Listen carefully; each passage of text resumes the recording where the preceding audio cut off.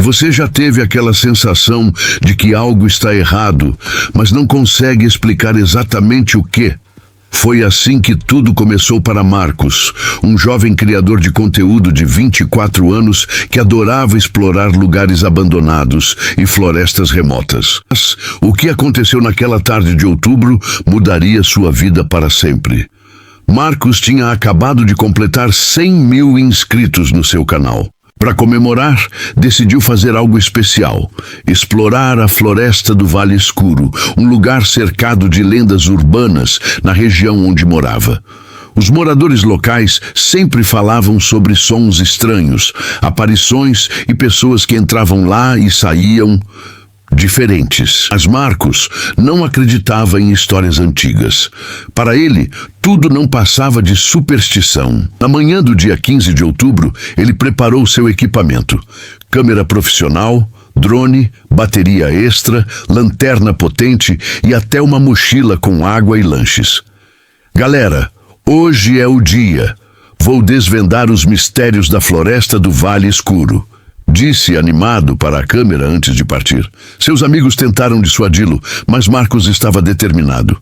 Afinal, esse vídeo seria épico. As primeiras horas foram tranquilas. A floresta era densa, com árvores centenárias que bloqueavam quase toda a luz do sol.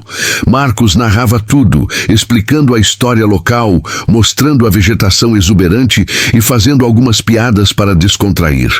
Ele até riu de algumas aparições que nada mais eram que sombras de galhos ao vento. Tudo parecia perfeito para o vídeo.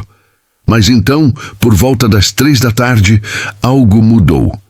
Marcos percebeu que estava ouvindo o mesmo canto de pássaro há mais de uma hora. O mesmo padrão, a mesma sequência, como se fosse uma gravação em loop. Estranho. Ele parou, olhou ao redor e sentiu um silêncio pesado envolver tudo. As folhas pararam de se mexer, mesmo com o vento soprando. E então veio o primeiro sussurro. Não era o vento, não era um animal. Era uma voz humana, mas distorcida, chamando seu nome. Marcos. Ele gelou, apontou a câmera na direção do som, mas não havia ninguém. Deve ser minha imaginação trabalhando, ele disse, tentando manter a calma para os espectadores que assistiriam depois. Sua mão tremia ao segurar a câmera. Decidiu seguir em frente, mas começou a perceber algo perturbador. Estava passando pelas mesmas árvores. Uma grande pedra com formato peculiar apareceu 3 vezes no seu caminho, mesmo ele tendo certeza de estar andando em linha reta para a saída. O GPS do celular girava sem parar, incapaz de definir sua localização. O pânico começou a se instalar. Tudo bem, vou manter a calma, ele repetia para si mesmo e para a câmera, que continuava gravando. Foi então que viu algo que fez seu sangue gelar. Suas próprias pegadas na lama, frescas, formando um círculo perfeito. Ele estava andando em círculos há horas, sem perceber. Como isso era possível? A noite começou a cair rapidamente, mais rápido do que deveria. Em questão de minutos, a floresta estava completamente escura. Marcos acendeu a lanterna, mas a luz parecia ser engolida pela escuridão, iluminando apenas alguns metros à frente. E então, os sussurros voltaram, agora vindos de todas as direções, sobrepostos, chamando seu nome incessantemente. Foi quando ele viu figuras entre as árvores, paradas, observando. Não se moviam, apenas o encaravam. Marcos não conseguiu distinguir se eram pessoas, animais ou outra coisa. Seu instinto gritou para correr e foi o que ele fez. Correu sem direção, tropeçando em raízes, arranhando o rosto em galhos, a câmera balançando violentamente em suas mãos. Não sabe quanto tempo correu, mas de repente estava em uma clareira iluminada pela lua cheia. No centro havia uma estrutura estranha. Pedras dispostas em círculo, com símbolos que ele nunca tinha visto antes. E no meio do círculo, algo que fez seu coração quase parar.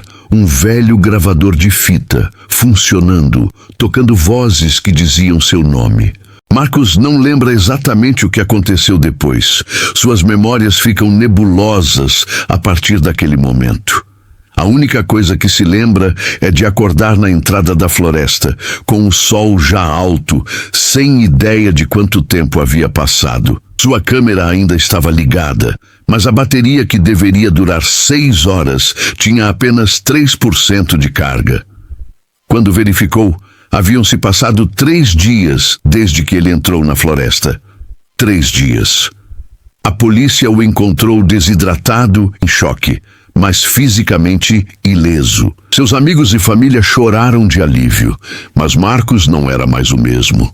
Ele não conseguia se lembrar de nada daqueles 3 dias, exceto fragmentos estranhos, círculos, sussurros, olhos na escuridão. O mais perturbador veio depois, quando ele finalmente teve coragem de revisar as gravações da câmera. As primeiras horas estavam normais, tudo como ele lembrava. Mas nas últimas gravações, havia horas de imagens completamente escuras, com apenas uma coisa audível: sua própria voz sussurrando coisas que ele jamais diria, em um idioma que não reconhecia. E no último frame, antes da bateria acabar, congelado na tela, havia um rosto atrás dele no escuro, um rosto que não era humano. Marcos nunca mais voltou à floresta do Vale Escuro.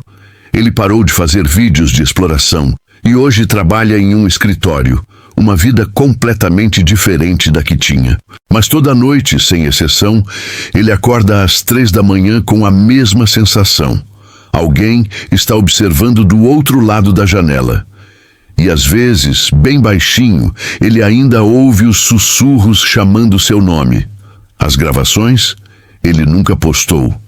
Estão trancadas em um HD externo que ele guarda em um cofre, porque algumas coisas ele aprendeu não devem ser compartilhadas. Algumas portas, uma vez abertas, nunca se fecham completamente. E a floresta do Vale Escuro continua lá, esperando o próximo curioso que não acredita em avisos.